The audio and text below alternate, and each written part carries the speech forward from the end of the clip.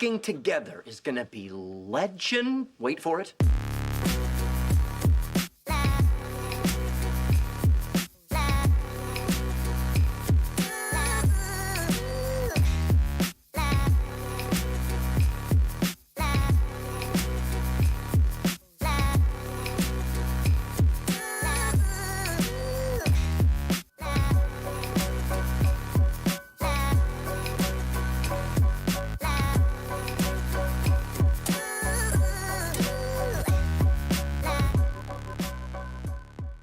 Hello, everybody, and welcome to another episode of Zero Life, a weekly talk show where Barrett and I discuss ongoing affairs in nerd culture. You can get the show every Wednesday, 12 p.m.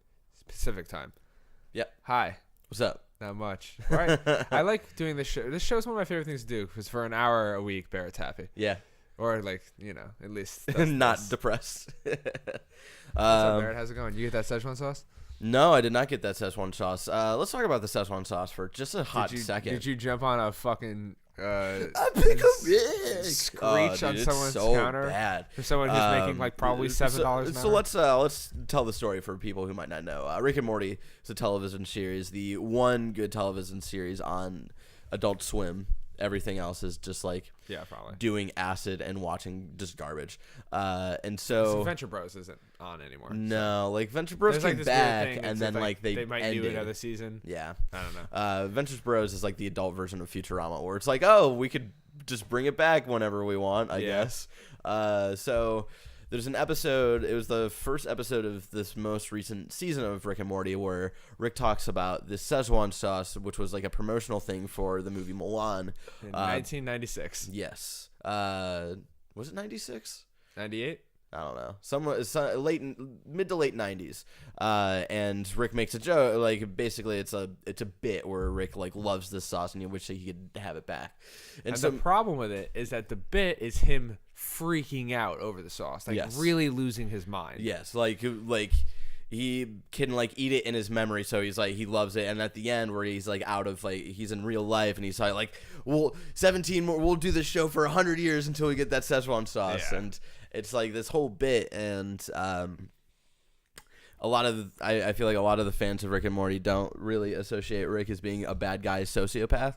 So they're like, "Oh yeah, Rick is cool." Everybody thinks they're the Rick in their group. Yeah, that was a great quote. Like tweet, someone was like, "Everybody thinks they're the Rick in their group, when really they're probably Jerry." Yeah. So that is a good quote.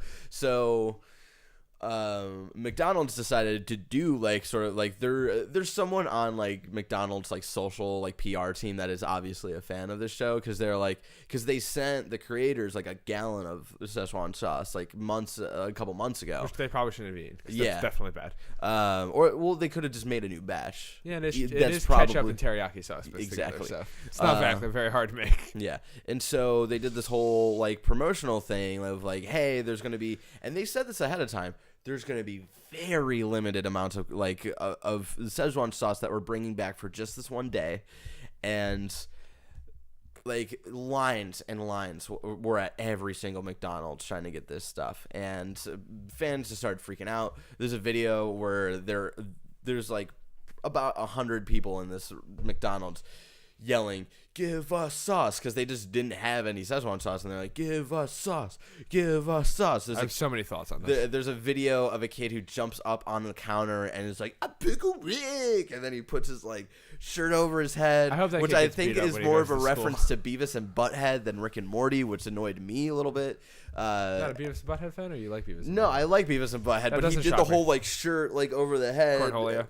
Yeah, like doing cornholio. It's like those are two different things, and then you like sort of like spazzing out on the floor. It was like, oh god, this is like.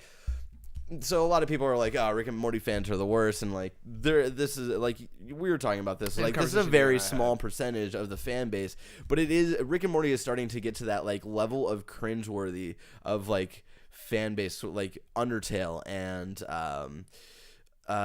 what's the other like? There's a kids Cartoon Network show that everybody like. Adventure Time. Not Adventure Time, Steven Universe, and like these very specific things that like the fans get really like creepy about. Like that's the best word I can like put, you know, like, and it is like a very like I feel like there are only a certain amount of places where people are actually freaking out, and that's the thing where my thought with it was I was horrified when I started seeing, because I was at Comic-Con last week, which is why there was no episode, but you did a great vlog. And I started getting I started seeing it on Twitter.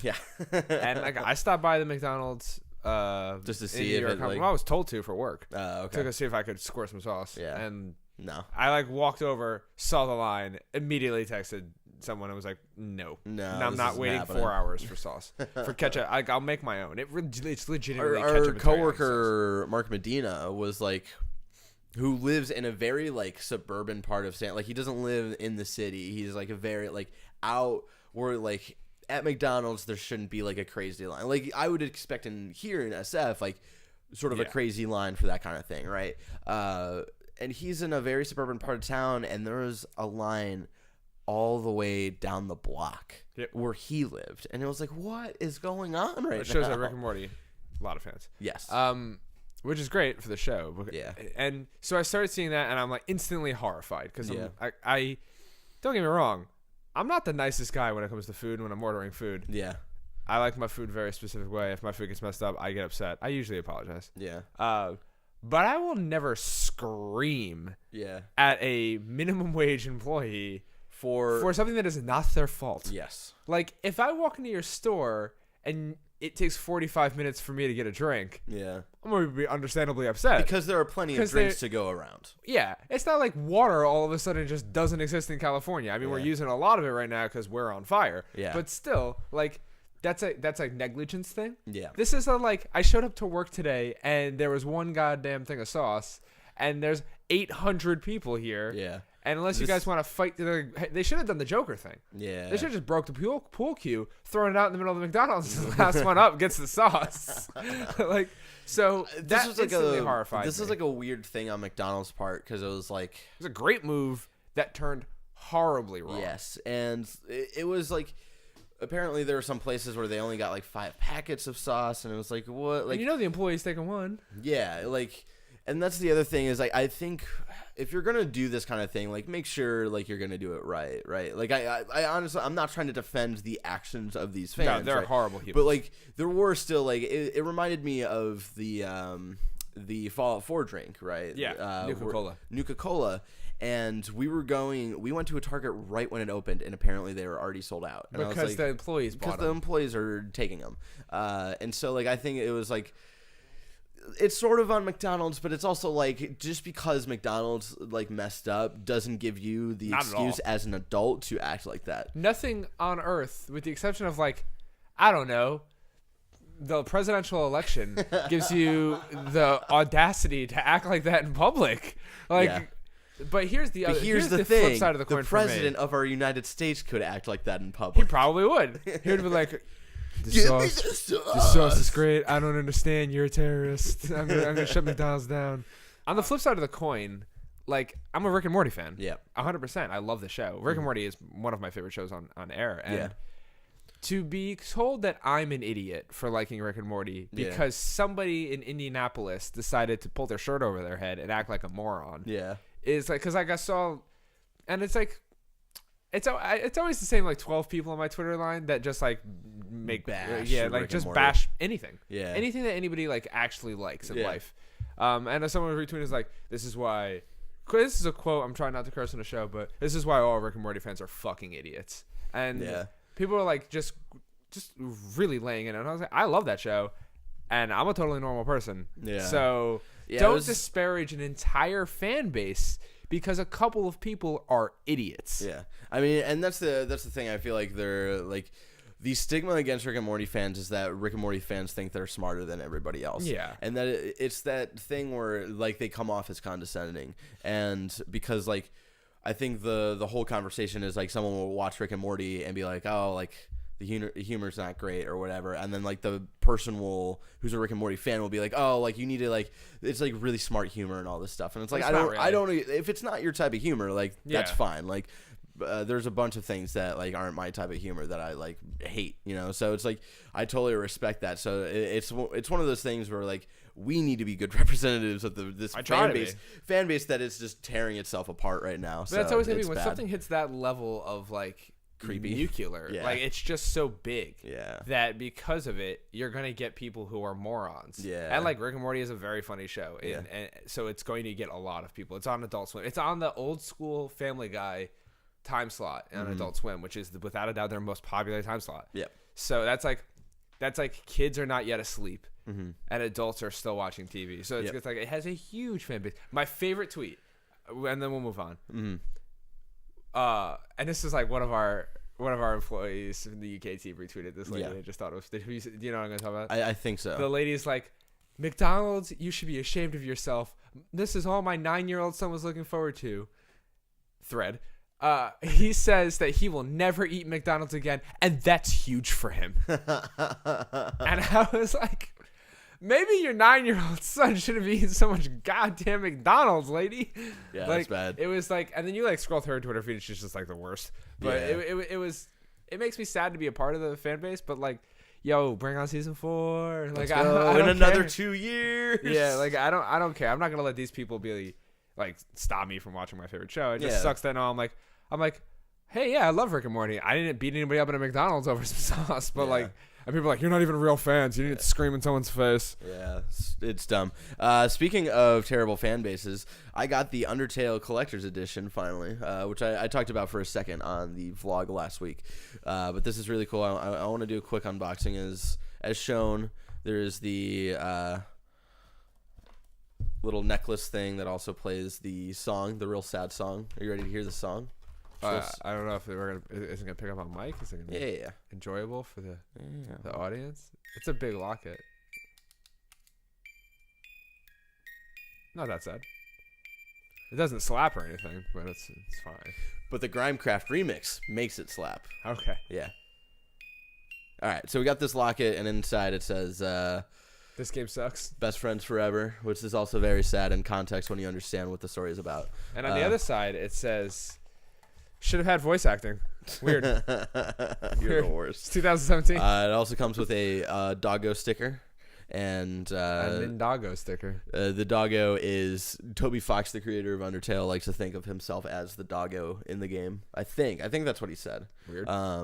And then it comes with I think each collection gets like a different little art card, which is pretty cool. This is I think your character. Because there's 2 human characters basically. 2 human. Now let's talk about that great game. Oh, God. Silicon Knights in No. 2009. So this is possibly Frisk having fun in some sunflowers, which is also real sad. And then let's see here. We got the game itself and collector's edition soundtrack, which comes with 2 discs and this really cool sheet music and stuff like that. So if you want to learn, teach yourself how to play some Undertale stuff, you get some nice sheet music there. Here's a good question for you. What's Is that? the unboxing part done? And then also inside is it's a kid's book of the intro of the game, which is That's really nice. yeah. It's even got that side thing. A lot of time put into this, which I appreciate. Yeah. Shout out to Fan Gamer who Toby Fox worked with to make this, which is really cool. This makes me want to actually play through the game again because I bought the game digitally and I started it. I probably started the first 30 minutes and I never got back into it. I haven't beaten the game since the first time I beat it, and I do want to go through it again because we were talking. Danny and I before the show were talking about some things. I was like, oh, I'm totally remembering that incorrectly. So God, I want McDonald's now. Hashtag non-dad. Here's a question. What's the best collector's edition you ever got? I think this is the first collector's edition I've ever got. What? Yeah, Really? I'm not usually super into it. But this was one of those things that Danny Warris is pointing at something. This? This was a gift. Yeah, this was the Dishonored face mask is actually Roger Picorni's and is his when he decides to finally move out here. We put this here because we want Roger here, and this reminds us of him. Yeah, we want him. Post Barrett, add Roger's face right here. Okay, maybe. Hey, Maybe. Danny, put down that timestamp. Add Roger's face. what a sweet boy. Yeah. So yeah, that's the Undertale Collector's Edition, and this is the first one I think I've ever gotten. Oh man, I'm such a collector's edition. Yeah, I love them. I usually am not into the whole video game memorabilia sort of thing, but Undertale being that story hitting so close to home, and Like Toby Fox, just like one guy, and like I think one or two people helped him with the game, and so it was one of those things where I wanted to support him. The developer. Yeah. So mine is, and this is gonna blow some people away. This is your favorite? Yeah. Okay. It's a Metal Gear game. Oh, what? I thought you hated those games. Metal Gear Solid 4's Collector's Edition is so cool because it looks like Raiden cut the box in half. Oh. And so it's like a diagonal slant when you open it. Okay. And it's just like, I got that and the Collector's Edition strategy guide, which is just the coolest. Also, side note, the Collector's Edition strategy guide of Alan Wake comes with the book. Oh, cool. Which is in the back of the strategy guide is because like Alan Wake, have you ever played? One of the most underrated games of all time. That was a 360 game? Yeah. Okay. It is probably top 5 360 games, in my opinion, as far as like, and it's definitely I think the number one underrated Xbox game. Okay. It breaks my heart that they're not going to make an Alan Wake 2. Yeah. Like legitimately, because Alan Wake was one of those games that I started playing. And then Fred was at my house, and we quickly realized this game was incredible, and I beat it in one sitting, in one 12-hour sitting. Oh, wow. And Fred was like, I can't go home until you beat the game. Because he was like watching me play it. And what happens is as you play it, you find pages of the book that you've written that you don't remember writing. And when you find the page, you read it, and then whatever you read happens in the game. It's that game is so underrated. I love me some Alan Wake, but I always love those moments where like you're playing like a single player thing and a friend sits down and is like so into it that they sort of like just watch along just because they want to see what happens. Remedy, man, I just I realized a couple of years ago Remedy makes some of my favorite games. Quantum Leap, and Quantum Leap's a great TV show, but Quantum Break is a great video game. Yeah, you were really championing that game when it's a great game. I mean, I still think that if you have an Xbox One, you don't got a lot of exclusives to play. You should play Quantum Break. Yeah. It's great. You got to fall like you got a pretty chill fall besides like the third party stuff. Like Xbox is pretty chill this week. So is PlayStation though. Yeah. So nobody's making any video games. Everybody's afraid of Red Dead. Yeah. Well, also everybody's afraid of Mario. I would say. So besides Undertale, I listened to the Front Bottoms album, which came out last Friday. We were at trivia. And like when 9 p.m. hit, I was checking my email and I got like hey, like redeem your Front Bottoms download because I bought tickets. And when you buy it, and you just got rock hard. Oh, I got so excited. And I listened to it on the way to work, and it was weird because it's the first Front Bottoms album that I did not immediately fall in love with while listening to past their prime. Like no, it's still a good album, but it was one of those things where I feel like every Front Bottoms album before this came out at like the right time in my life, right? Like the first one came out when I was like really bad in my depression in high school, and then Talon of the Hawk came out when I was like getting out of high school and growing up and like had like a really bad like sort of anger problem, and I still sort of do. And then when Back on Top came out, that was sort of like that was at a time where I didn't even know Front Bottoms album was coming out, but it was getting to the time where like I started feeling okay in my life, and that album is all about like sort of letting go of all like your frustrations and your hate and stuff. And this one is, I think, sort of like losing like a sort of a stale, like a relationship going stale, I think is what this album is about, because the album title is called Going Gray, and or he's a Jedi. Oh, damn! Does not conform to the side of the light or the dark. But yeah, there's a lot of like songs about sort of love and sort of like how it can easily fade, and it reminds me a lot of like at least like some of the themes reminds me of Melodrama from Lord. And so like it didn't it's sort of one of those things where like I feel like the Front Bottoms like somehow always know like what I need to hear in my life, and like this album is good, but it's not the album I need to hear right now because I'm in a very healthy, great relationship. So it's like, oh, this is good, but like I don't. Damn it, Alyssa, you're messing up the Front I know, Bottoms. man. Come on. Fucking up my favorite band. No, it's just one of like I really dig it, and maybe a couple more listens I'll be like really into the songs. There's definitely a couple breakout ones. Like the first song I feel like is more like a personal, like inward looking song that's not like about like relationships or anything, called You Used to Say Holy Fuck. That one really sticks out. And then I think the first single that released a couple months ago called Raining is really good. And then Everyone But You, which is I was telling Alyssa this morning, I was like, if I were to write a song, because I used to like write music and poetry like a couple of years ago, I sort of stopped. I was like, if I were to write a song now, this is what I would write about you, because it's literally him saying like, yeah, like I pretty much hate everything and everyone except for you. Like, you're pretty all right. And I was like, yeah. That's how mine is. Mine is like, if I can stand being with somebody for more than 20 minutes, I'm like, you're pretty must special. Be pretty. You're a Danny Juarez type of person. Man. Yeah. Danny Juarez is the only human being that's allowed to touch me. Yeah. I'll break someone's neck. I trained to do it. And then Danny Juarez is like, I'm like, all right, whatever, Danny. Don't Fill Up on Ships, which is like sort of middle in the album, I thought was good. There's just like also some different music choices in this one. I want Chipotle. And then the closing song, Ocean, I actually do really like. And so it might take me a couple more listens. If I had to like, it's hard to rank these albums just because like Front Bottoms is my favorite like modern band right now. Just because like, you know me, like I literally listen to 60s stuff and like very it's few weird. select I walk bands. in here and it's like Bob Dylan. Yeah, and it's just going in. Bob Dylan's just like, man. Hey, Bob Dylan is the OG emo boy. Let's just say that. And so. Yeah, and very like select modern bands, and like Front Bottoms is definitely up there. So like, I don't think I could even rank any of their albums. Like, I love them all so much. I really like this one, but I need to give it more time before I get into That's it. the But ultimate also, thing with music, you know. Yeah. It's like I didn't like Coloring Book the first time I heard it, and now it's probably top 4. And that was the same thing with the Wonder Years album, The Greatest Generation, which like the first listen, I was like, I don't like this.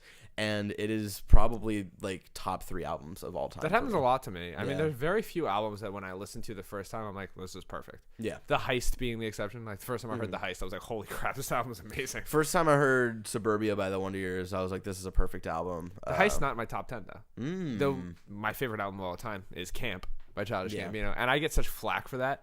People are like Tim likes to give me crap for that. A lot of people like Because of the Internet. I like Because of the Internet. Yeah, I don't think Because of the Internet is even close to Camp. But I think it's because Childish Gambino, just like the Front Bottoms, always makes the music, with the exception of his most recent album, that I need to hear. Yeah. And Camp was at a stage in my life where I just started turning the corner, and like for the first time in my life, I wasn't a loser. Yeah. Ever. It was like I was like people only know me on now as like somebody who worked really hard to get to IGN, but people forget I'm a high school dropout who like was a loser until I was 22. And when I heard Camp, and that album is all about him being like trying to figure out what his life is like now that he is successful, and like how people that he used to know treat him different. And not that I'm successful on that level but I'm just not a loser anymore. I am, but so yeah, I like it. I do recommend, like, if you were like on the fence about listening to the Front Bottoms album, like, check it out. I'm excited to sort of listen to it a couple more times. Like, I really only got that like one listen through, and then I listened to those like specific songs over and over again. But I want to do like a couple more like full album listens. We should do a top 5 albums. We should also rank the sitcoms. Okay. Or like top 5 sitcoms. We also haven't talked about our favorite video games of all time. Metal Gear Solid. Episode over. It's the only right answer. Thank you to 3. 3. We've talked about this. I like 1, then 3, then 2, then 4, then 2. Then 5 is somewhere in the fucking gutter. Okay. And so the next thing I have to talk about, at least, is I've played about, by the time you guys are watching this right now, South Park: The Fractured Butthole came out yesterday. What a name. I know. It's so funny, man. The episode that goes with that, you should watch. Really funny. The thing is, it stands alone. It's strictly for the video game. Okay. I'll watch it then, because I feel like a lot of the recent South Park stuff has been so like, the story has been so interwoven throughout a season, and I don't think South Park's formula works with that. Just because disagree. It's one of those things where I think like they can beat a dead horse within an episode, but when it goes for an entire season, by the end of the season, it's like, all right, we get it. Like, I feel like they really tried the Arrested Development formula, and I don't think, with their type of humor, I don't think it works out. But so that's the problem is, I agree with you for last season, but when Trey and Matt talk about it, they were like, hey man, we just didn't expect Donald Trump to win. Yeah. It like blew our punchline. Yeah. Like it was like our whole punchline is that like he won. Garrison loses. Yeah. But Garrison won, and he was like, we didn't know what the right. It's like the first that episode starts after Trump wins with him being like, the guy at CNN being like, wait, are you guys kidding? That's funny, but I agree. Like last season wasn't that good. This season pretty strong so far. Okay, how many episodes are we in? 2? Yeah, 2. Okay. The second episode's so good. It's so good. So I played roughly the first hour of South Park: The Fractured But Whole. So like still like very early, like learning what the game is. And even after an hour, I can already tell like this game is. It's still like compared to regular RPGs is not deep, but compared to the first one, it's like way deeper with like what like how to build your character, like the different classes that you can choose, and like to like upgrade like your class and all this stuff. I also might not be remembering Stick of Truth that well, but I don't remember it being so deep with like building your character out so much. And like the combat is way different. Like it was. That's what worries me. Yeah. So the first one was turn based. Was back and forth, and then this one is a little more strategy RP like combat where you can like move around and stuff, and it actually is like pretty simple, you know. Okay, like once you do like like the first 2 matches, you're like, okay, I got this. The one thing is like you do have to pay attention to everybody's different attacks, because like you can have an attack that goes down a whole row, or like you have an attack that like you can only use on the block in front of you. You can have an attack that like hits everything. So like my thing is like I'm not great at that yet. The one thing is that I do remember Danny was saying this last night, is that to make your attacks more powerful, there was like a sort of QTE, right? And it was like that stick. Yeah, and that's like straight out of Super Mario RPG. And so I don't remember having an issue with that in the first one. I do have an issue with how the QTEs feel in this one. It's just like, especially with if you're the fireball class, your sort of regular thing, you have to hit 3 QTEs at the same time, and they don't explain they explain everything in this game except like how QTEs work. Like when it pops up, you see the X button and you see the circle, and I thought that meant hit the X button before the circle closes, but no, like you have to hit the X button right when the circle hits the X button. So it took me a little bit to like figure that out. So like some combat QTE stuff like takes a bit to like figure out. Once you do figure it out, it still feels weird to me, I would say. But yeah, I'm still very early in. I think this game is like twice as long as the first one. Yeah, I heard it's very long. Yeah, so I'm excited to really get into it like this entire weekend. We're recording on Saturday instead of Sunday this week, and so like I haven't had a lot of time to really get into it, but I'm planning on playing it a lot tonight, so I'm excited to really get into it. I think the customization is also like really fun, of like changing your costume and stuff because of Uplay. Like I played so many Assassin's Creed games where like I have like 600 Uplay points or whatever, and there's like, oh, you can get the Assassin's Creed outfit in this game, and like an Iron Man outfit in this game for Uplay points. I was like, oh, let's see like how much it is, and they're only like 20 and 40, and I had 600. I was like, oh, dope, I get free costumes now, and so I'm wearing like an Iron Man costume right now because Does it change anything? No, I don't think. Like the costume is purely cosmetic, but there are like things that you can upgrade. I forget what they're called. But like you basically go into your DNA and you can like equip like and unequip items that like change your stats. The first item that you get is a fidget spinner. Amazing! This game's so good already. It's really funny. I'm excited. Like they're just like all of the little side quests even that I've picked up already. Like one of the dads is collecting like yaoi style art of Stan and who's the crazy kid who always Tweak. It's Stan. It's not Stan. It's Craig and Tweak. It's Craig and Tweak. Yeah. And it's like the super anime like pictures. Yeah. He's like, collect these for me. Don't question me. I'll just pay you a handsome price. And it's like really weird. Yeah, they're in a gay relationship that is like big in Japan. Yeah. Who's your favorite character in South Park? It's gotta be Stan's dad, to be honest. Yeah, Randy's great. Randy is fucking hilarious. Randy is mine's like, Butters. Because the thing is like Butters is also great. For me, the kids are like ridiculous because they're kids. I think Butters is like the good standout because he's so like dumb and innocent, but then he's also like he has his fucked up moments as well. He's the main bad guy. It is Captain Chaos. Or whatever. Professor Chaos. Professor Chaos. So funny. But like Randy is ridiculous just because he's a fucking idiot, and I love like how like the adults are just so stupid. Randy really is a good character. I thought it was America. That's. I really love one of my favorite Butters episodes is when he doesn't he like beat up his parents and like put them in the basement because like he thinks like an evil spirit is telling him to like keep his parents in the basement or something. I don't remember that. There's an episode where that happened, or maybe it's the other way around where his parents beat him up and put him in the basement. It's one of those two, and it's really messed up. I like when Cartman puts his wiener in Butter's mouth. And he's the robot. It's so funny. I mean, Cartman's a good character too, I guess. Yeah. But every time Butters does anything, it's just so funny. And then in last season, he was like, "I'm a feminist." He takes his pants off and is walking down school with his wiener out. It's just so funny. So yeah, that's awesome. Yeah, I really enjoyed it. I'm excited to get more into it. Like, again, I've only played the first hour, so I haven't even, like, you have your hero card, so, like, you build out, like, what class of hero you are. You pick out what your weakness is. What's your weakness? So, like, it's basically all of the different, like, enemy types, and I picked old people. Like, it's, like... they are scary. It's raisin girls, like the girls who the girls who work at Hooters, basically. That'd be my weakness. I think it was like 6th graders, old people, crab people. You remember the crab people episode? Yeah, forgot about that.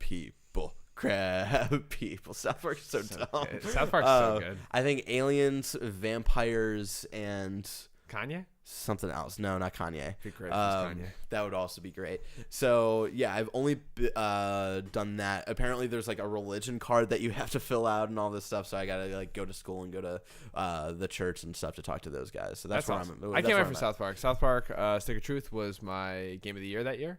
So and this year's pretty wide open for me. Yeah. So Destiny 2. The extent of what he has played this year is Overwatch and Destiny 2. Yeah. I played Zelda too. That's true. Not my thing. Okay. Danny, what time are we at? We're a little over 30, right? 34. Yeah. All right. I think we could. I kind of want to just say Stranger Things is almost here. Yes. Can't wait. The new trailer came out yesterday. I actually watched it this morning. I'm disappointed in myself. So good. It's so good, but I think it showed way too much. It did show a lot, but Yeah. I don't care.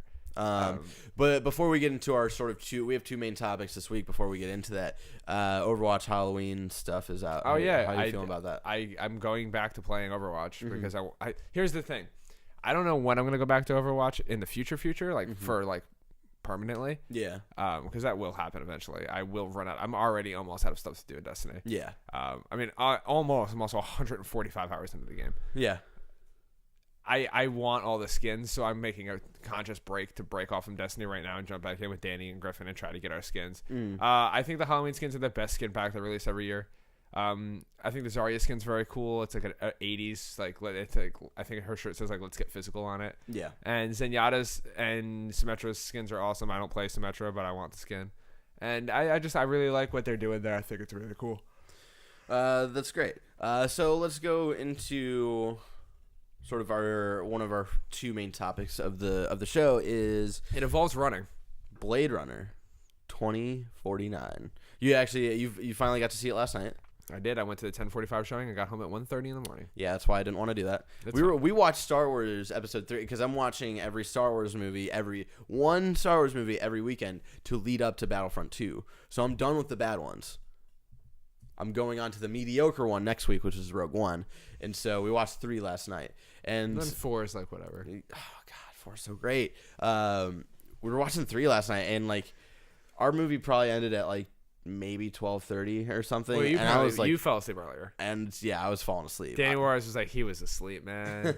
There were a couple times where I like definitely dazed off, and then it came back like after a couple of minutes, and then the point where I did like totally knock out was during the middle of Anakin and Obi-Wan's fight, and then Danny watched the rest of the movie and then like sort of woke me up. What a Punisher.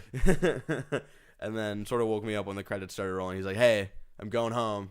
I was like, "Oh, okay." Hey, you got through it, kind of. Yeah. That movie's terrible. Did I ever tell you my reaction to watching Star Wars Episode 2? No. I was in one room and Fred was in the other, and I was like, all right, I'm like watching all the Star Wars movies, and I'd never seen 2 or 3. Yeah. And Jar Jar walks on the screen, and I yell out, quote, "Are you fucking kidding me with this guy? He's back?" And then Fred was like, "Oh, you got to see Jar Jar?" And I was like, what is going on? Hey, Jar Jar plays a pivotal role of giving Palpatine emergency powers. He's really important in the lore of Star Wars. Yeah, he's the worst. Never forget that. In the lore, he's the worst. Yeah. So anyway, this isn't about Star Wars. We got to watch Blade Runner 2049 last night. I was gonna go with you, and then you said the 10:45 show. And I was like, nah, I'm not doing that. So what did you think of I sort of shared what I thought last week. So what do you think of the movie? It's a really good movie. Yeah, I like it a lot. It might be my favorite movie I've seen this year. Good. It's between that and It. Mm-hmm. Of course, I could watch It twice in the amount of time it took me to watch Blade Runner. That being said, no, it was actually longer than it was like 2. It was 2 hours. Over 2 hours. Yeah, it was a little over 2 hours. Yeah, I was just making a joke. Yeah, Blade Runner never drags, with the exception of like. And this wasn't even a drag. It was important, I guess, for caliber establishment. The first Jared Leto scene, I think, is like very boring. Yeah. And like when he's like, we're going into spoilers for Blade Runner 2049. And if you would like to not be spoiled, go to the time code below and skip ahead. Yes. All right, you gone? All right. Well, if they could answer you, then no, they're not gone. So when Jared Leto like kills that replicant, like, cause she can't give birth, and I'm like, all right, this is like going on a little long, and I get what they were doing, and that seems probably important, and like I have questions, like, is Deckard a replicant? So let's go into this, boys. I've been waiting to have this conversation because I've actually had this conversation. Fred and I have been having this conversation last night, and then like we saw it with Griffin, who has never seen Blade Runner. Yeah, the first one. And how did he feel? He loved it. Okay, but I think so. Here's the first thing. You don't need to see the first one, but it does help. Okay. Yeah, like you don't need to see the first one. It does help. And like go see this movie just because it's doing very bad, but it's really great.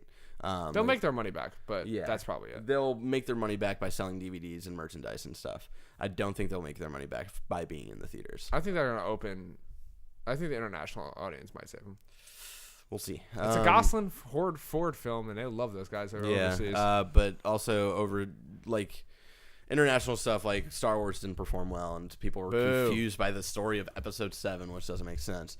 Well, they're going to be definitely confused about this. So I think the implication was there's a pivotal scene near the end of the movie where Deckard and Jared Leto's character are talking, and Jared Leto, it's like that scene where he brings out the love interest from the first one, right? Rachel. And I think the implication there was, and I think this is just purely up to interpretation, is that and this is from my perspective, that he is a replicant, because Jared Leto, like, his company bought all of the records from the original company and stuff, and so he was like, how do you know that, you know, the situation that you were put in when you met her wasn't like all organized and stuff, right? And Deckard responds with, I know what's real.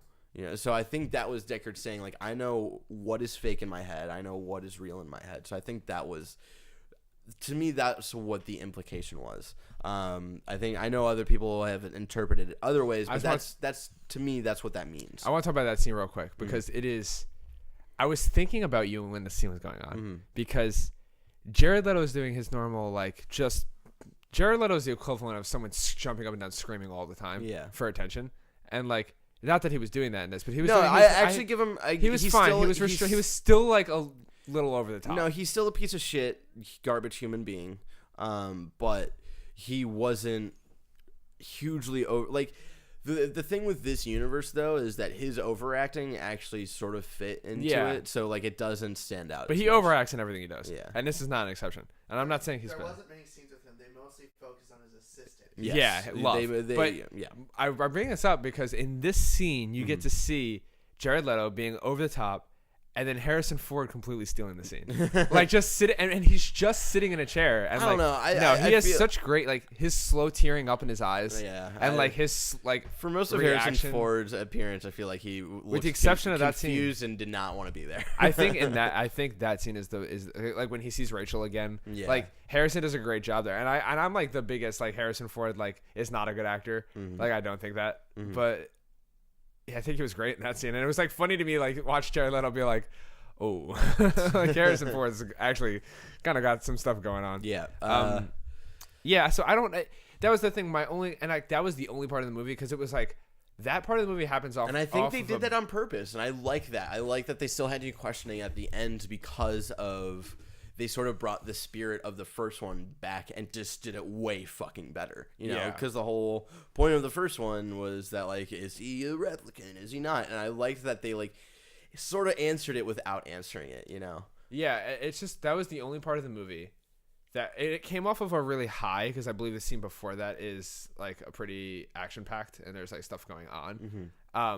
I was tired when I got to that scene, and I didn't start nodding off. Yeah, but I did start to like lose focus on the movie a little bit. So I have to go specifically rewatch that scene because I do want to know what he says and really like grasp it. And also there was a lady next to Griffin and I talking the entire movie. Yeah, I saw you tweet about that.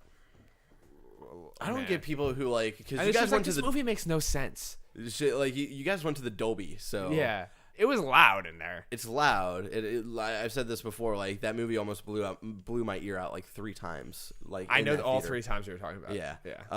And then when you pay for an expensive ticket like that, why do you spend the entire movie talking? Like I get the like if you're going to a regular theater and you're paying $10 and you're like being shitty and drinking Hennessy. I had that experience at It, and there's a couple talking the entire time during It. So that was. I'll lean over every once in a while. Like I leaned over to Griffin. I was like, I think he's going to Vegas, because Griffin's from Vegas. Yeah. So I thought it was funny. Like when they zoom out and they show where he is, I'm like, oh, it's got to be Las Vegas, and it is. Anyway, let's just dial it all the way. My little stormtrooper boy. Let's just dial it all the way back to the beginning of the film. The film is unbelievably well shot. Oh yeah, like the camera work and the cinematography, not just the cinematography, because the camera work, especially in the love fight scene at the end of the movie, is phenomenal. If Deacon doesn't win an Oscar for this movie, I'm gonna lose my mind. And it was also like the set looks beautiful. Of like the color palette for everything and how diverse we got to like. How much of this area we got to see. Yeah, like the first one, it's like you see like 10% of LA. Yeah, you know? And maybe. Like this one, I feel like you got to see like the sort of shitty outskirts of like California. You got to see Las Solar Vegas. Gardens, the protein farm. Yeah, you got to go back to Los Angeles. And yeah, like I was happy with the amount that we were actually shown this time. I mean, it really did. Like a lot of what they did felt like world building for the third one. Which will never happen. I don't know. This one, no. This is the third one. At this point, it's not going to happen. Here's my thing: if this movie breaks even, and then I think that they might be able to do another one. I hope that this movie breaks. I hope this movie has long legs. But the thing is like I don't think I need another one. Like I liked this story as how it ends. Oh yeah, I don't think it needs another one. But I think that like Blade Runner Revolution would be cool. Like where like the robots. The replicants like sort of take over. Start. There was like they hinted at hard. They don't hint at it. They straight out say it. Like, hey, we're gonna revolutionize and stuff. And then Kay goes off on his own again anyway and stuff. And so there were a couple of things that like sometimes I didn't understand motivations of some people. Like the girl who actually ends up being the child of the replicants, right? Yeah.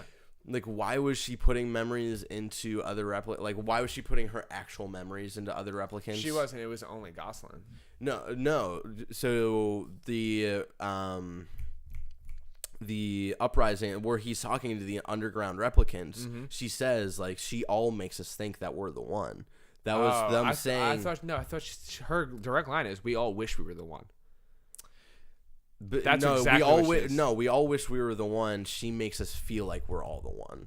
So I think that was like an implication of like we all have those memories. So it was like, I don't like, it was sort of weird of like, did she know that people were still hunting for her and she was trying to throw everybody off? I don't even know if she knows what she is. No, I think she does. She does? I think she absolutely knows who she is. Because of those, like, she has memories of like being on the run and all this stuff. So I think she absolutely knows like what her past was. And I think, or maybe not. But that's there's the cool a lot thing. and that's the thing. Where it's like, it's not that the movie didn't make sense. It's up to your interpretation. Yeah, and that's why because the I movie love it. does make sense. Yes. Like going through it, there's not a point where I was like, "What's going on?" Yeah. Like I don't understand. Like, God, Gosling is so good in this movie. Oh yeah. Gosling is he's my favorite actor. He's my favorite person to look He's at. hot in this movie. He is hot in this movie. Yeah. Damn. And his fake AI girlfriend also pretty attractive. Woo! Yeah. Doctor. And then they stole the scene from her where she links her body to a person so they can make love. It broke my heart when she dies. Yeah. I knew it was gonna happen. They telegraphed that out way too much. As soon as she said it, I'm like a real girl. Like, what did you think that they play out this thing that Gosling is the child for a while? Did you think that was actually it? I thought it was too on the head. Yeah, like I thought they were like revealing stuff way too early, and so like 5 minutes before like he goes and sees the tree with the date, I was like, he's probably the kid, and he sees the date, and he's like, oh, and it was the flashback. I was like, okay, no, it's not. It's weird, and then like probably I think it was like 30 minutes later, I was like, no, I don't think it's him. Yeah, my whole thing with it is that I wish it was him. Yeah, because I love Ryan Gosling. I just want him to be special in those movies.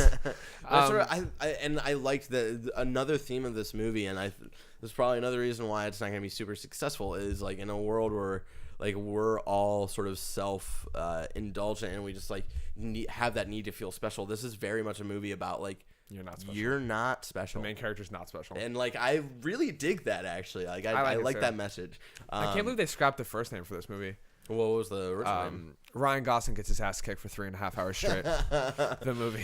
The beginning scene, I was like, Drax, no! That is such a brutal fight scene. Yeah, and the so sound design for that is so good. And in this one, they make it like, of There's course, way more action in this movie. But not even that. Like I think, obviously, like back when they made the original one, they didn't really have the technology to show off how powerful these replicants were. And like just in this first scene, I was like, yes, finally. Like in the first one, it's like that one dude, replicant immediately. Yeah, like the first one, you see the dude like slap Harrison Ford, and you're like, does that look? Shouldn't that kill him then? It doesn't look like it's actually hurting him. I'm confused. Which is why they had to make the main character of this movie a replicant. Yeah. Oh yeah. Because a human would just die. Yeah. Like with the exception of Harrison Ford, I guess, who is probably a replicant. Yeah.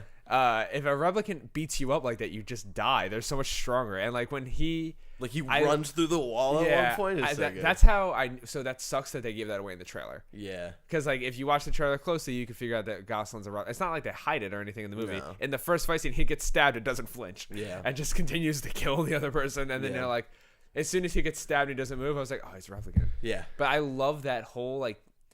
So yeah, they make it a point to have better action scenes in this movie and more action scenes and really show off the fact that Gosling is a bad dude. Yeah. Like when his car gets shot down and he comes up and he just gets up and he breaks the guy in half. Yeah. And then he shoots the other 5 guys. Oh, you're man. like, it was dope. I remember being like, oh my God. Like, and then when Love kills the police guard.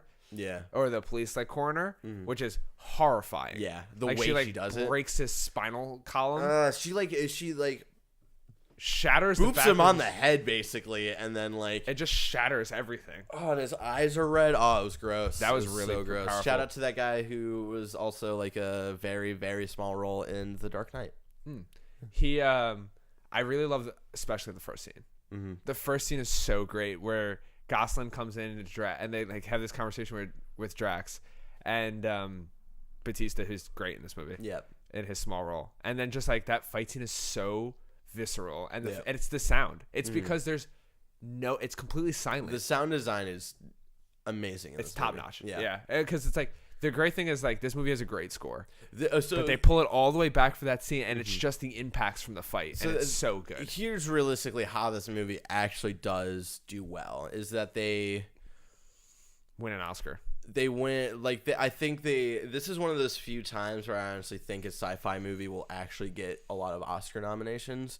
I don't think it's going to be a lot of like Best Picture. I think no, it won't. But I think like sound design. I think like cinematography, art direction, that kind of stuff. I think it's going to win enough for people to be like, maybe I should check that out, because I think it's going to get a lot, like at least a lot of nominations. And I think it might be one of those things where they might bring it back into theaters because movies do that from time to time. And I think they might bring it back into theaters for maybe a couple months in like February. I think that it's a shame that people aren't watching this movie because it is so good. Yeah. And like, I do like how they started the movie with a fight scene. Mm-hmm. I think that was smart because like I was like, if I gotta sit through another 10 hours of interviews with nothing happening, dude, those interview scenes are the best scenes in the first one. Yeah, they're right, but they're not exactly great scenes. They're interesting. They're interesting. Yeah, that's what it is. And I also like how like they don't do that anymore. Yeah, it's just like, hey, we have the technology for that now. Yeah. I can't say enough good things about this film. Yeah, it's like really like every. I love the color palette, how it switches from scene to scene. Mm-hmm. I love the scene where Gosling is talking to the daughter, and that is the best acted scene in the movie. Yeah, and it's great because like the first time you see that, you think to yourself like, oh, it's so sad. Like she's reacting to how sad this was, and she might be realizing, oh, someone actually lived this. So she's like, oh, this is like a really sad like moment, And then like when he figures out in his head and he's doing all the flashbacks, and it's like you see her reaction because she's actually reliving one of her memories, and you see it in through that context. You're like, oh shit, that's it. Yeah, that is, I think, without a doubt, the best acted scene. Not even by both parts. Gosling was great, but I think like her, like especially, was phenomenal. And the camera work in that scene's great. Yeah, because it does, and the editing in that scene is great because it shows like the tears slowly start to build up in Gosling's eyes, and then it cuts to her, and she's already crying. And that's why it was the first thing where I was like, that's weird. Yeah. And then it cuts back, and he's like having a complete existential crisis where he's like, what am I? Yeah. And the thing for me, like the first time I watched it, I was like, that is a little weird, but maybe because she's just so into memories and like making memories and stuff, like this has touched her a lot, Yeah. So like her being someone who does that for a living, I was like, oh, okay, like she's sort of like she lives in this weird dome, and she like all she does is do that. Like I can understand that, but then like seeing it through the second context where you're like, oh, that's her. Like it was so cool. The best, and then let's talk about, in my opinion, the best scene in the movie, which is the fight scene at the end with Love in the car. Okay. And I think that from a cinematography perspective, from the way it was shot, it is one of the most beautiful scenes in the movie. So like Gosling is just like, I'm gonna kill these people. Yeah. And goes after. At this point, Harrison Ford has been captured by Love, and they're going to take him off world. Yeah. And he like blows up the other two cars and crashes their car. And they have this amazing fight scene with the lighting and so what's happening is their car is being eaten by the ocean. Yeah. And Harrison Ford is locked in there, and it's so claustrophobic. Yeah. And then he looks confused as hell. He's like, what's going on here? And Kay is getting the absolute shit beat out of him by Love. Love is just killing him and then stabs him. And at this point, he has been shot through the stomach and stabbed twice. Yeah. And then he's stabbed again after being impaled into 3 scenes earlier. So his robot not holding up very well. Yeah. Amazing that it's still alive. Yeah. And then Kay does this, or Love does this great thing where she stabs him, thinks she kills him, and she's like, I'm the best one. Yeah. And then she swims back to the car, and Gosling just comes out of nowhere and just drowns her. Yeah. It's like, that scene is so brutal. And it's like, I really love everything about the scene. That was the scene where I was like, they should get the Oscar nom for cinematography. Yeah. Because it is so beautiful. That the light and the just...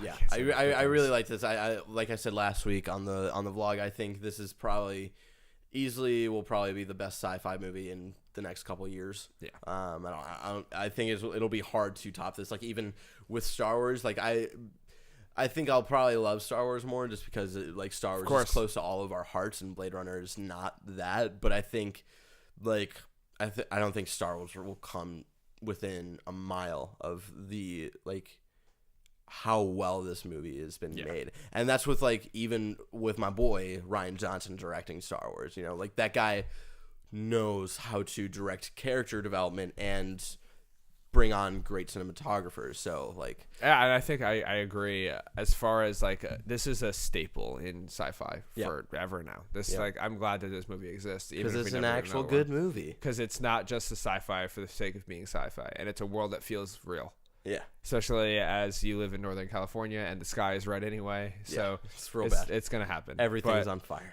Please, if you haven't seen, all right, hold on. Spoilers. No spoilers. No spoilers. We're good. We're good. No spoiler dance. So thank you for skipping ahead. Yeah. So I think the gist of our conversation for people who like didn't want to get spoiled is you don't need to see the first one. Griffin didn't watch the first one and saw this one and loved it. So did Alyssa. Go see it. Yeah, and Alyssa as well. I caught her up on like what happened in the first one, which I can do in 10 seconds. Cliff notes. Yeah, and so you don't need to see the first one. Go see this because it's not doing well in the box office, and I want this movie to do super well. I want more people to know about it, you know? You should absolutely go see this. It's an important film, and we will look back on this as, like, maybe the best sci-fi film of this generation. Yes, absolutely. That being said, there's other things that happen in sci-fi. Sometimes there are wars that involve stars. You all right? No, I'm not. So the Star Wars Episode 8 second trailer dropped like a week and a half ago or so. Monday Night Football, so like a week and a half ago by the time you guys are watching this.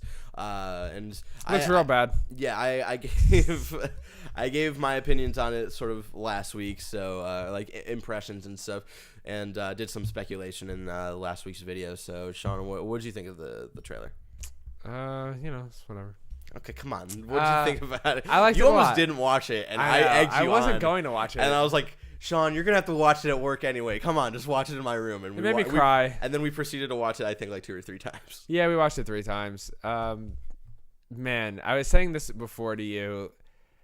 Rogue One just doesn't cut it. Yeah. Like, Rogue One is good, and like, and you know what? Beautiful. The Han Solo movie's not gonna cut it, and you know what? And they're not to say that these aren't good, but they're Rogue not. One's fine. You know, like, they're not this. Yeah. This is an event. This is Episode 8, ladies and gentlemen. Like, this is.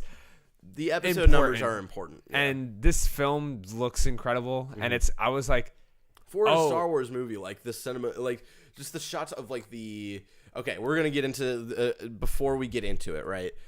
For people who are in media blackout for this is we're going to do another timestamp here. Check the description below to see where we cut off of Star Wars spoilers, because we're going to go heavy into this trailer.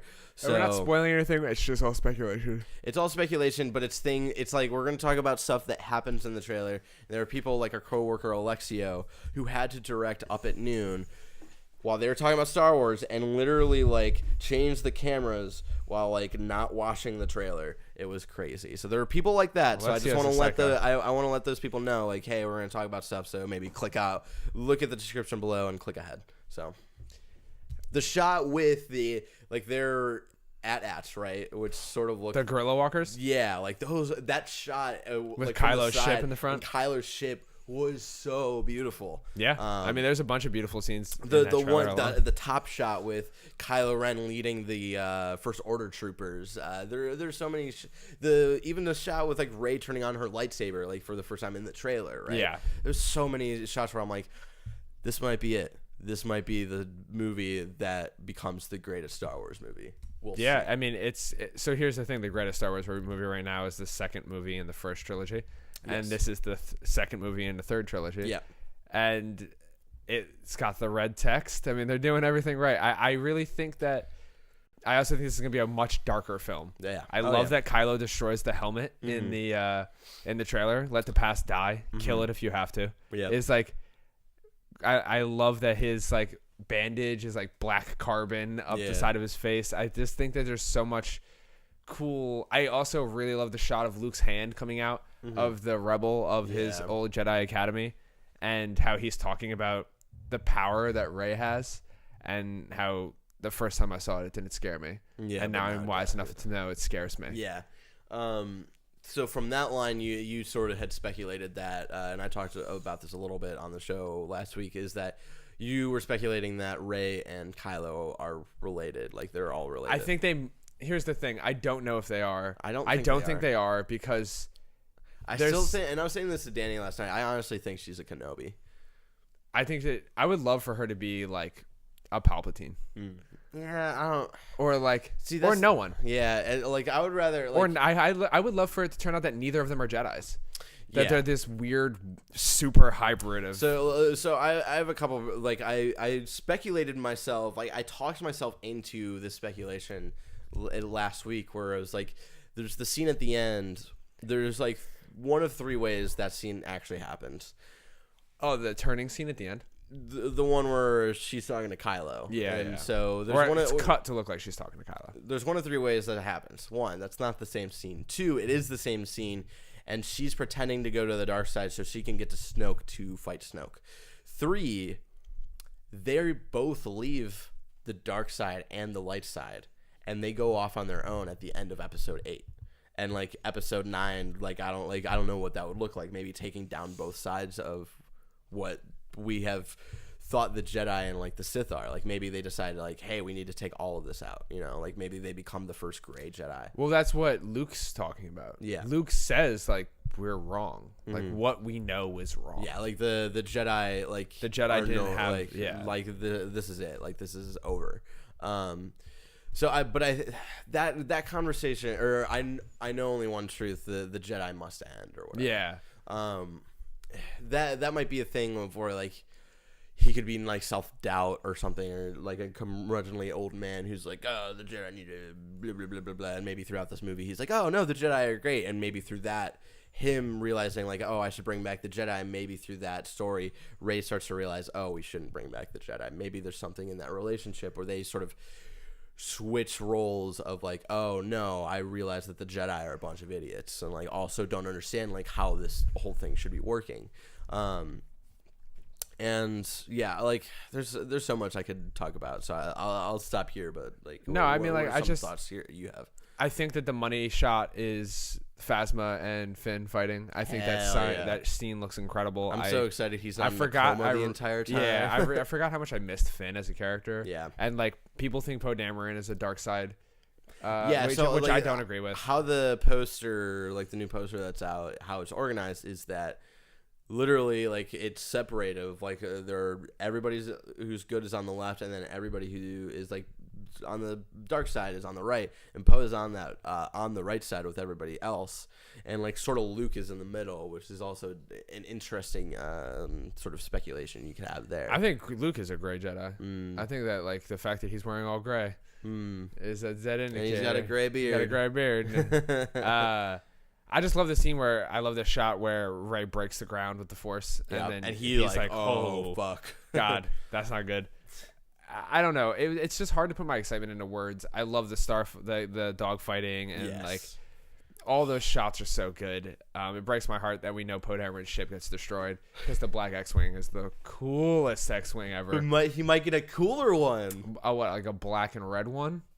That would be some dark side shit though. Yeah, that would be some dark side shit. What about it's like play into our theory that he's a dark side? Purple and gold.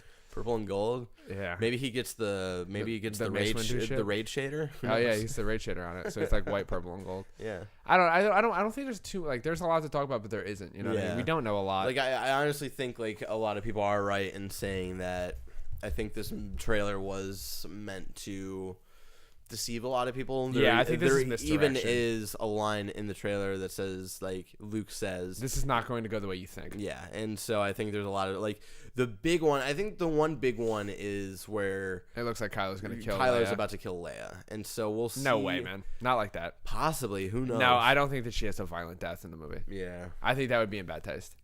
I personally don't actually feel that way, but I can understand that there would be a backlash. To murdering someone who just died. Yeah, you know, like I think her character still has to die somehow. I think her character just goes off world. Something happens and she does not want to be involved in it anymore. Yeah, we'll see how that plays out. Like again, like any sort of rewrite they make, it's gonna have to involve her not being in a scene, right? Like she was basically fully shot for the movie before she died, right? But I think they're definitely gonna have to make changes to justify like where she is in 9. So I think like whatever scene that justifies what she's doing in 9 has to involve sort of like maybe she is on a ship that like she tries to get off of and like blows up, and maybe actually that could have been the original script. Who knows? You know, or maybe not, because I feel like people were saying like Leia's gonna be super like before Important she dies, in 9. she was gonna be super important in 9. So maybe they don't do that. So maybe that's wrong. Yeah, it'll be interesting to see. Yeah, like I think that moment actually happens, but I don't think he goes through with it. I think like he fucks up, and then like Snoke punishes him, and then makes him bring Rey to Snoke and stuff. And so we'll see. But I don't know what happens to that character. You know, I like it's a tough decision. I trust them that whatever decision they went with, they do it out of respect. Like I think that it'll be to respect the character. Mm-hmm. Me too. All right, so that's all for Star Wars right now. Yeah. So we had a couple of spoilers. We're out of the spoiler territory. We had a couple of, or at least one question that I saw for Twitter. Yeah. Of course, if you guys want to be a part of the show, make sure you tweet us. We tweet out the day of the recording, so watch out for it. Put us on Twitter notifications. So you got it. I'm at Sean Twisters. He's at Banana Chung. Danny's at Stokes Danny. Is behind the mic. Behind the camera. We're behind the mic. Yeah. I'm really tired. I haven't eaten yet. Yeah. Zach Niblick at Snackery _ wants to know our Destiny 2 PvP and PvE loadouts. Loadouts or builds? Loadouts. So for PvE, I suggest running Better Devils, because it's a strong high impact hand cannon, which has the perk of explosive rounds. And what explosive rounds does is it relinquishes the amount of fall off damage that you have for hand cannons. Big problem with hand cannons is that they don't hit that hard from far away. Yeah. But basically what it does is if you do 90 damage on a shot with a hand cannon, only 45 of that will experience fall off damage. The other 45 is a solid 45 that always has 45 because it's the explosive rounds. Okay. Which is why Better Devils is better than almost every other hand cannon in the game as far as PvE stuff. Although the Iron Banana one hits a little harder, it doesn't have the explosive round perk, which means it does have a severe drop off. There's like a cliff. If you're not on that line, you're not going to do any damage. Okay. And then, of course, like Merciless is a no-brainer. Unless you have the Raid Rocket, which also is like the highest DPS in the game per second and kills more. Merciless is still like top tier, though. I still run Merciless. And then your secondary can be whatever you want. Yeah. Uriel's is a great for both PvE and PvP. I usually, if I use a hand cannon, I have some sort of machine gun in my secondary, so that I can control the crowd a little bit if it gets a little wild and I need to spray a lot of damage out. Yeah, I think that's. I also use Last Hope, but for my PvP build, my gear is spec'd because I'm a hunter a certain way, so that it's like 6 mobility, 6 resistance, 4 recovery, which you want to have at least 5 resistance because you will be harder to kill with Mida, which is the big problem right now that everybody's running into. Not anymore. It's not as bad. And then I personally run Vigilance Wing, but I'm a hunter and I have a double kinetic mod proc, which allows me to have way less reduced recoil. I'm also really enjoying the Frontier Justice as my scout rifle for long maps, and then the Wormspire, which is the Iron Banana pulse rifle, which is incredible. And you're still rocking the Last Hope, I think, a little bit. Yeah, I mean, the Last Hope is the best weapon in the game. Yeah. As far as close range fighting, it is unbeatable. Yeah. It's legitimately unbeatable. 3 trigger shots and you're done. And then like I run fusion rifles for PvP, which is a high skill, high reward. You get 4 or 5 kills per fusion rifle pickup. You should, unless you're really good at fusion rifles, just run rockets. You can't pass up getting 2 guaranteed kills every time. So that was very in depth and a lot of information. But I like guns and stuff. I haven't played Destiny 2 in like a week. You use Mida and Uriel's a lot of the time. Yeah, I like Uriel's. I forgot what I had a really good shotgun for my special. Retrofuturist. Yeah. So the second and last question we have for the week is from Mark Freeman at the Indie Boy 1. Asks if PUBG can be named can be Game of the Year, then I name Rocket League as mine. So no, because Rocket League didn't come out this year. Did actually the thing people are saying is that can you name PUBG your Game of the Year when it's still in alpha or beta or whatever it is now? Because it hasn't officially launched as a game. Rocket League did officially launch as a game 2 years ago. The PUBG is that weird thing where it's I think it actually does officially come out this year, maybe not. I don't think it matters. It's in a playable state where people are playing it now. Yeah, the game is out. It first became playable this year, and it became popular this year. I think even though it is in beta or but it's not. It's early access, is what. Yeah, it's not in beta. Yeah, it's basically just the full game at this point. So I think because PUBG came out this year in early access and became so as popular as it did in early access, it's basically just out. Rocket League came out 2015, so there's a very big difference there. Yeah, there's a hard line. Even though Rocket League is adding a bunch of stuff afterwards, it's still the other thing is that when PUBG releases its full game, it shouldn't be eligible for Game of the Year anymore. Yeah, this is PUBG's year. Yeah. It should win this year. It should win this year. Mm-hmm. It won't because Zelda's gonna stomp it, and so is Mario. Yeah, there's just no way that it beats Mario or Zelda. There's just no way. But I mean, PC Gamer and other outlets will give it Game of the Year. Yeah. The thing with PUBG and the thing with early access is early access is a facade. Mm-hmm. Early access is a way of saying, "Hey, we have this game. It's playable. We haven't ironed out all the kinks yet, but it's the full game." Yeah. That's pretty much what it is. DayZ's still in early access. Yeah. I think those are two very different situations there. So that's really all I got, and that's all the questions we got this week. Thank you guys for writing in. Of course, if you want to be part of the show, make sure you follow us on Twitter. My name is at Sean Twisters. Barrett is at Banana Chung. Danny is at Stoked. Danny, if you guys want to help the podcast, go give us a review on iTunes, subscribe, share on YouTube. Let us know where you watched the episodes. We actually got some nice people writing in recently saying that they like the show a lot, that we're underrated. Yeah, I know. No, I'm just kidding. I appreciate it. We put a lot of work into it. Did you see my hot goof last week where I was like, this is your favorite internet nobody, Barrett Corney, from the very famous... No, that's just lying. The moderately known... that's close. The show Zero Life. It is a show it is that we do, that Barrett puts a lot of work into, and I wake up 4 minutes before I get on the mic. Which is why you had to see me warm up a little bit. You got to miss the first intro. I need to go get Chipotle with Danny Juarez right now. Maybe go to Target, spend some fucking money. And Danny's got to pee. Yeah, Danny's got to go a little tinkle boy. Thank you guys so much. Make sure you follow the show. It's every Wednesday at 12 p.m. Pacific Standard Time. Right here on youtube.com/ZeroLife and iTunes and all of the podcast services you would like to listen to the show on.